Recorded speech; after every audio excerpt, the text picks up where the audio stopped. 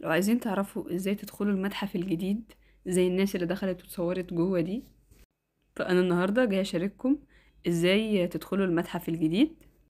اولا المتحف الجديد بيتعمل فيه اكتيفيتيز كتير جدا جدا. معظم الناس بتكون مش واخده بالها منها او مش عارفه ازاي تدخل المتحف.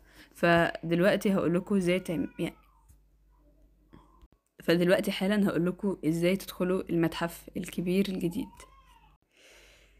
اول حاجه بندخل على البيج بتاعه المتحف، هنلاقي ان معمول معرض زي اللي انتوا شايفينه ده بالظبط. المعرض ده موجود في المتحف من يوم 17 لغايه يوم 24 اللي هو يوم الجمعه.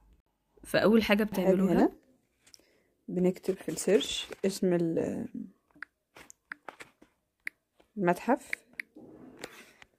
كده، ده هنلاقي اللي متوثق بالعلامه الزرقاء اهو، هندوس عليه، ننزل تحت كده هنلاقي اللينك ده. شايفين اللينك ده؟ يعني اللينك ده بنشتري التيكت دي هتخلينا ندخل نشوف المعرض اللي جوه، وكمان تقدروا تتصوروا عند البهو بتاع المتحف. المواعيد بتاعتهم من الساعة 12 لغاية الساعة 6 ويوم الجمعة من الساعة 12 لغاية الساعة 10 بالليل. أول ما اللينك يفتح هتشوفوا دلوقتي ايه بالظبط اللي هيظهر لنا. وده بنعمله عن طريق الفيسبوك عشان بس نكون عارفين. النت يحمل بسرعة اهو، تمام. هنا المواعيد بتاعة المعرض بيكون مفتوح للزيارة من هو أصلا كان المفروض التاريخ بتاعه من 17 المعرض ده يعني موجود من 17 ل24 فبراير، من الساعة 12 لغاية الساعة 6. وكمان يوم الجمعة اللي هو بكرة هيكون مفتوح لغاية الساعة 10 بالليل. أنا علشان سجلت قبل كده فاول ما هدوس جيت تيكت هيجيبها لي على طول، لكن انتوا لو ما سجلتوش شايفين العلامه دي، بتكتبوا بس بتعملوا ساين اب يعني بتسجلوا دخول وبس، بتحجزوا التيكت بتاعتكم. مثلا لو شخص واحد تعملوا تشيك اوت،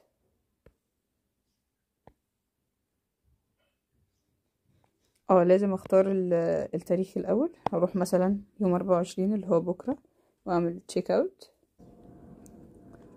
هاملة هنا بقى البيانات بتاعتي، الاسم بتاعي والرقم والايميل والجندر والديت اوف بيرث. بعد كده هكمل بيانات التيكت دي، البيانات بتاعتي عامة. وهنا هكمل بيانات التيكت، الاسم بتاعي والايميل والموبايل وبرضو الجندر.